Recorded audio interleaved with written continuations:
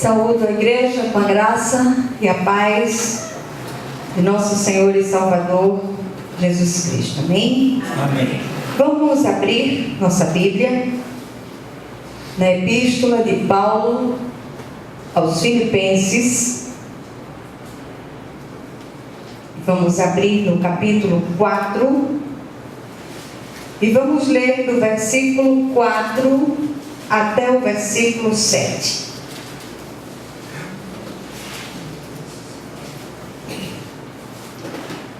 Filipenses, capítulo 4, do versículo 4 ao 7. Todos acharam? Amém. Amém. Então diz assim a palavra do Senhor: alegrai-vos sempre no Senhor. Outra vez digo, alegrai-vos. Seja a vossa moderação conhecida de todos os homens, perto está o Senhor.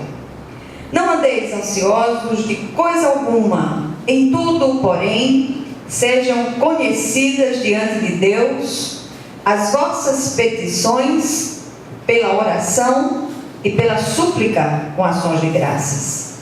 E a paz de Deus, que excede todo entendimento, guardará o vosso coração e a vossa mente em Cristo Jesus.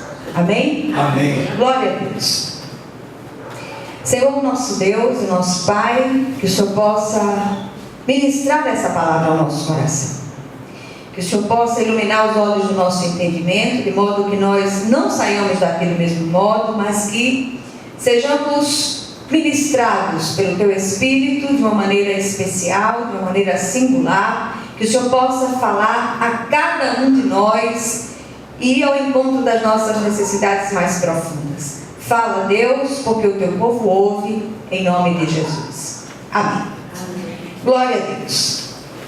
Nesses dias em que eu não pude estar aqui com vocês, foram dias de dores intensas e o Senhor, Ele tem tido misericórdia de mim. E a gente tem feito a obra de Deus de uma maneira com o coração alegre, apesar das dificuldades, dos percalços, de todas as coisas pelas quais passamos. E eu costumo dizer que o Senhor me concedeu duas grandes bênçãos, além da minha salvação. Uma é a fé e a segunda é a alegria. Já tem me dado uma alegria, que é uma alegria sobrenatural. Muitas vezes as dores estão muito intensas, mas o coração ele está alegre. O coração ele está cheio de alegria porque eu tenho ao meu Senhor. E isso aí faz toda a diferença. Não importa os vales, não importam os desertos, não importam os estreitos pelos quais passamos, porque passamos e ainda vamos passar por muitos. Mas o grande diferencial daquilo que vive o servo de Deus e aquilo que vivem aqueles que estão lá fora é a presença de Deus conosco, que faz toda a diferença. O texto que nós lemos são praticamente as palavras finais dessa epístola, e ali o apóstolo Paulo aponta alguns princípios da palavra de Deus que devem ser exercitados a bem da nossa saúde espiritual e emocional. Esses princípios devem estar alicerçados em uma espera confiante no Deus que não pode mentir e não falha nunca. Ao serem observados de maneira disciplinada, esses princípios que estão aqui nesses poucos versículos levam a uma paz indizível, uma paz sobrenatural, mesmo em meio às lutas mais intensas. Porque eu acredito que todos nós, indistintamente, estamos passando por um tipo de luta. Às vezes a luta é lá fora, às vezes a luta é dentro de casa e às vezes a luta é interna. Quantas lutas internas nós temos vivido, quantas lutas que estão aqui dentro com aquela guerra civil que tem no nosso coração, a velha natureza com a nova natureza, brigando o tempo inteiro. Mas o Senhor conosco no barco faz toda a diferença. E nós temos falado muitas vezes neste lugar em exercitarmos a espera confiante em Deus. Nada está fora da esfera do alcance de Deus. Você fez alguma coisa, deu errado, espera um pouco. Deus está no controle. O controle soberano daquela situação. Aquele não era o dia nem a hora. Hoje o pastor Malta disse uma coisa muito interessante. Ele foi resolver umas coisas e ele disse, mas é impressionante, tem dias que tudo dá certo. Da hora que a gente sai até a hora que a gente volta, todas as coisas se encaixam, tudo dá certo, tudo acontece exatamente como a gente queria que acontecesse. Era o dia, era a hora. Mas quando essas coisas não dão certo, quando essas coisas não acontecem dentro do tempo que a gente determinou para que elas acontecessem, é hora de se aquietar, é hora de fazer uma recuada estratégica, porque o Senhor, que tem a chave e o controle soberano de todas as coisas, está dizendo para nós, se aquiete, eu tenho algo melhor. A hora não era hoje, o dia não era hoje, a hora não era agora. Então espere, glorifique, porque eu estou trabalhando, o Senhor trabalha para aqueles que nele esperam.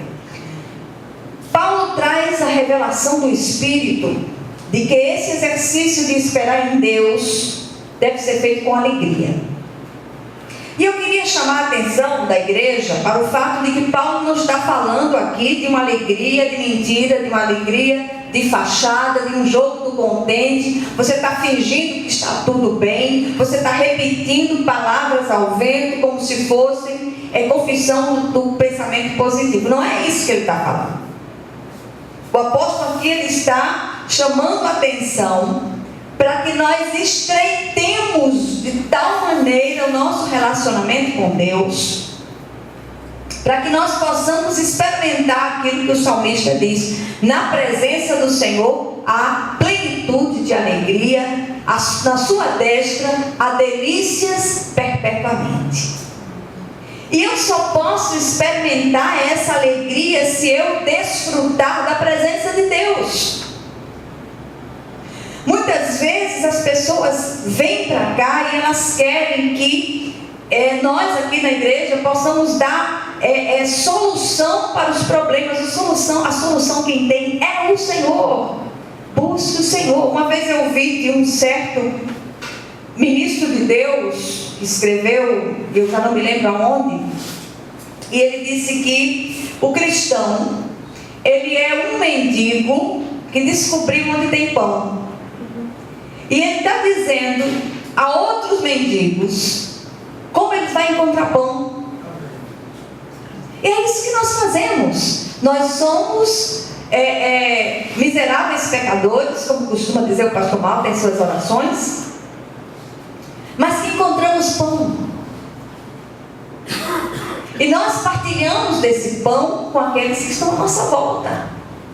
E nós precisamos aprender a fazer isso com alegria no coração. Nós não sabemos o tempo que nós temos sobre essa terra.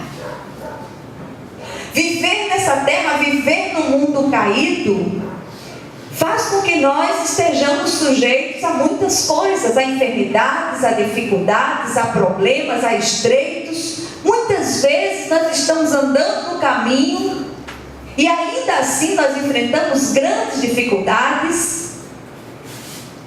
Mas isso não quer dizer que o Senhor ele não tenha o controle daquela situação. Ele tem andado conosco.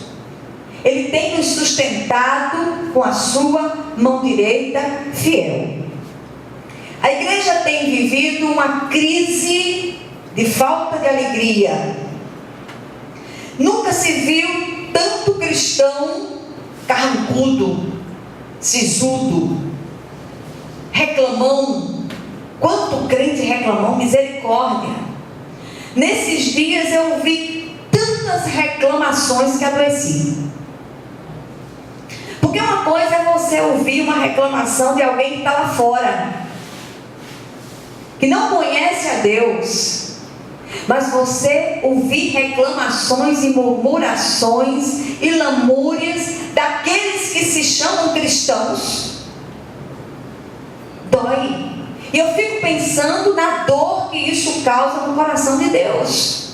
Se nós, enquanto seres humanos limitados, pequenos, sentimos o coração apertado por conta dessas murmurações, você imagine o Espírito de Deus que habita em nós. O apóstolo Paulo, no texto, aponta alguns princípios que devem ser exercitados para nos libertar da ansiedade e, sobretudo, do ceticismo que assola a igreja.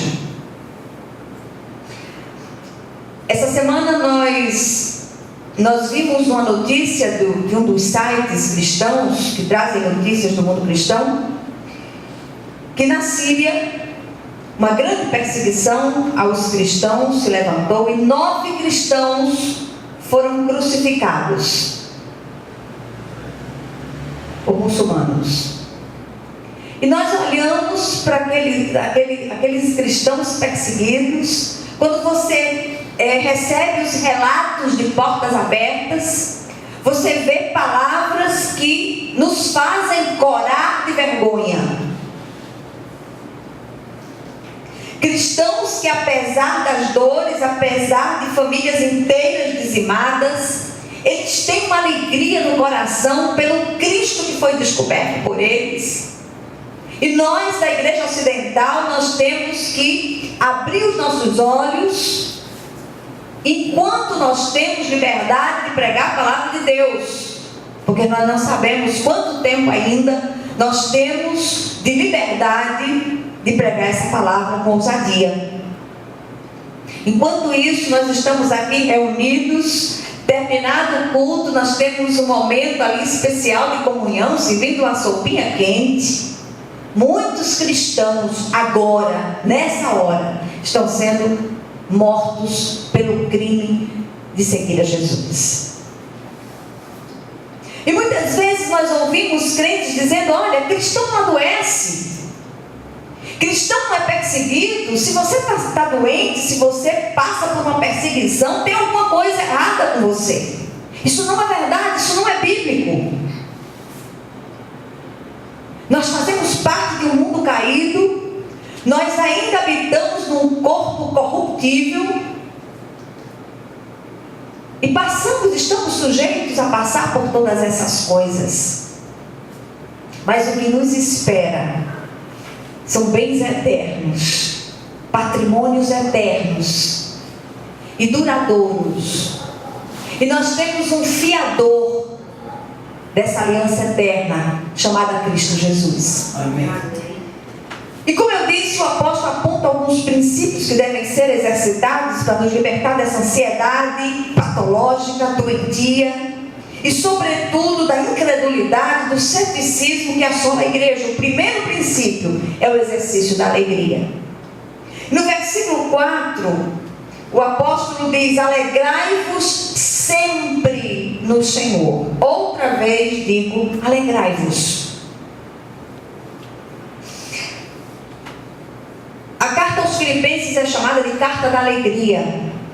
Foi uma das cartas escritas da prisão que Paulo, nos 4 capítulos da carta, é uma carta muito curta, ele usa pelo menos 11 expressões que pressupõem alegria, regozijo, contentamento.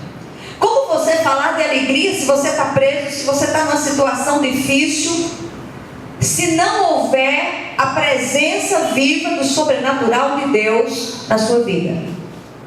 E o primeiro princípio é o exercício da alegria. Policie-se. Sempre que a sisudez, sempre que o desejo de reclamar esteja ali no seu coração, você diga: Senhor, me perdoa, e eu quero te dizer que meu coração está alegre, meu coração está cheio da tua presença, e eu rejeito todo pensamento de tristeza, de amargura, de derrota, em nome de Jesus.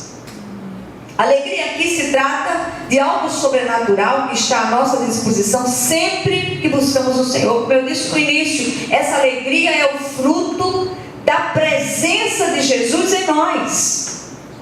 Essa alegria não é algo exterior apenas, é algo interior. A Bíblia diz que a alegria aformoseia o rosto, mas o que temos visto em nossas igrejas, rostos carrancudos e rabugentos, crentes reclamões, que difamam o seu Senhor em todo o tempo.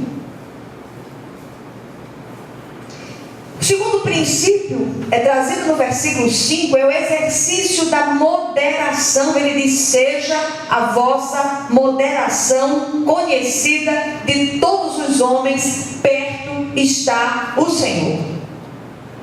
Moderação é equilíbrio. Tem faltado equilíbrio. Nunca se viu tanta doidice feita, tanta doidice pregada, tanta doidice falada no meio do povo de Deus. Coisas que têm entristecido o coração de Deus e difamado o Senhor lá fora. As pessoas lá fora olham para nós com olhos de crítica, com olhos de escárnio, pela forma como muitos de nós temos agido. E nós falamos em perseguição, não estou falando da perseguição da igreja oriental, mas de algumas perseguições que acontecem no nosso meio, no Ocidente, por causa dos testemunhos desequilibrados de muitos crentes.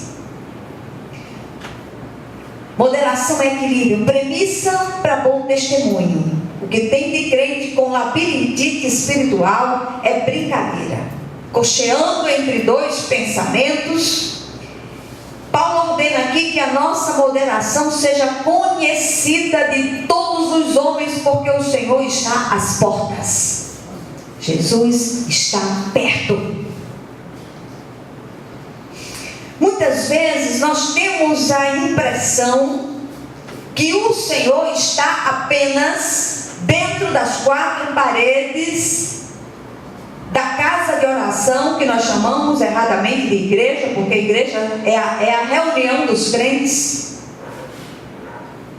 Mas quando nós atravessamos a porta, que chegamos dentro dos nossos lares, das nossas famílias, das nossas vizinhanças, nos nossos ambientes de trabalho, é chocante as notícias que chegam a este lugar. Eu fico muito impressionada com isso. Nós temos falado às mulheres de Deus da necessidade de se colocarem sob a autoridade dos seus maridos. Nós temos falado aos filhos da necessidade de obediência aos pais. Nós temos falado neste lugar exaustivamente e incansavelmente sobre princípios da palavra de Deus que não podem ser quebrados. Mas eu repito, ao sair por aquela porta, as coisas mudam completamente. E depois nós não entendemos por que passamos por determinadas coisas, por que determinadas coisas têm acontecido nas famílias, porque as coisas estão fora dos seus devidos lugares, falta moderação, falta equilíbrio, falta integridade daqueles que se dizem crentes. Tantos testemunhos mentirosos e exagerados dentro das igrejas e lá fora. O testemunho tem sido o pior possível. Hoje é muito comum nós encontrarmos nas igrejas uma avalanche de CDs e de DVDs e de mais não sei o que, para mostrar testemunhos fantasiosos, testemunhos mentirosos, que as pessoas trazem para se autopromover. Mas testemunho de verdade é aquele do dia a dia. É aquele que você está andando e as pessoas olham. Tem um texto na palavra que me encanta profundamente. Um profeta de Deus, ele passava por certo lugar e uma mulher estrangeira olha e diz ao marido: aquele ali é um santo homem de Deus. Quantos de nós... A quantos de nós pode ser dito lá fora: ali vai um santo homem de Deus, ali vai uma santa mulher de Deus? O terceiro princípio: o exercício das orações acompanhadas com ações de graças. E o texto diz: não andeis ansiosos de coisa alguma. Em tudo, porém, sejam conhecidas diante de Deus as vossas petições, pela oração e pela súplica com ações de graças. Olha só, eu vou ler outra vez. Não andeis ansiosos de coisa alguma. Em tudo, porém, sejam conhecidas diante de Deus as vossas petições, pelas orações e pela súplica com ações de graças. O que é que o apóstolo está dizendo aqui? Ele está dizendo: peça e agradeça ao mesmo tempo. Porque na hora que nós oramos em gratidão, nós estamos ao mesmo tempo pedindo e dizendo: Senhor, eu estou agradecendo porque eu tenho certeza do teu agir nessa situação. Amém. Agradeçam. Agradecemos pouco.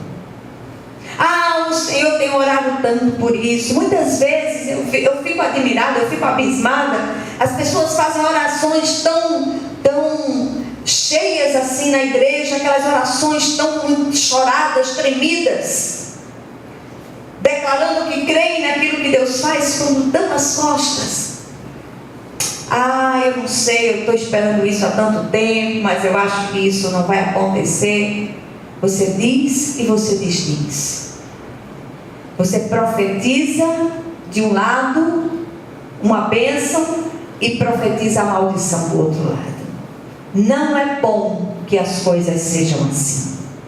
Que nós possamos parar de cochear entre dois pensamentos. Oremos e agradeçamos a Deus por aquilo que Ele já começa a fazer.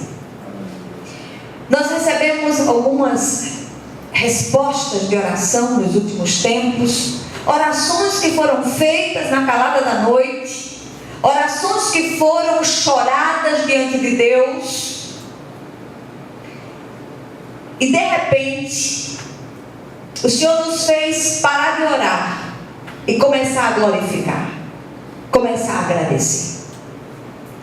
E no exercício dessa gratidão, já contando a vitória, mesmo antes da batalha ter terminado, o Senhor veio e colocou a vitória na nossa mão. Glória a Deus por isso.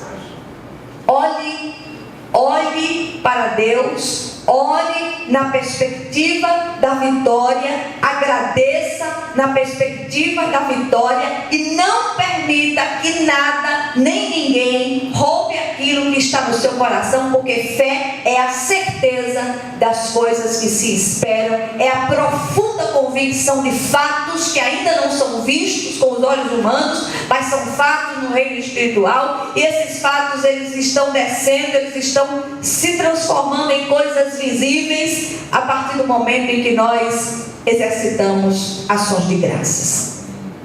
Qual o resultado desses exercícios espirituais? O versículo 7 nos diz: e a paz de Deus, que excede todo o entendimento, guardará o vosso coração e a vossa mente em Cristo Jesus. Nunca se viu tanto crente sem paz. Isso não tem explicação para uma coisa dessa. Crente precisa ter paz no coração. E essa paz é o resultado da nossa reconciliação com Deus. Reconciliados, pois, temos paz com Deus. por meio de Jesus Cristo, nosso Senhor. Ele é o nosso advogado, Ele é um guerreiro que vai à nossa frente, é o poderoso guerreiro que vai à nossa frente. Ele é aquele que luta as nossas lutas. Você não está sozinho, você não está sozinha, e a vitória é sua, porque nós não lutamos pela vitória, nós lutamos em vitória, porque nós somos mais do que vencedores.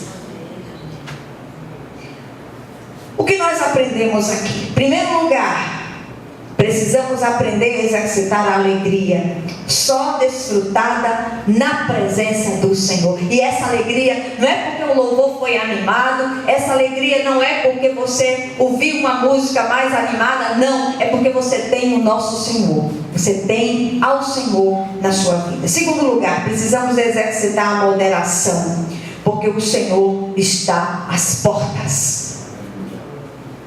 Nós somos comparados com o sal, com o perfume, o bom perfume de Cristo. Vocês já viram sal demais? Sal demais não tem quem aguente. Sal de menos não tem quem aguente. É preciso moderação. Perfume demais, misericórdia. Perfume demais é para você sair maluco. Perfume de menos também é complicado.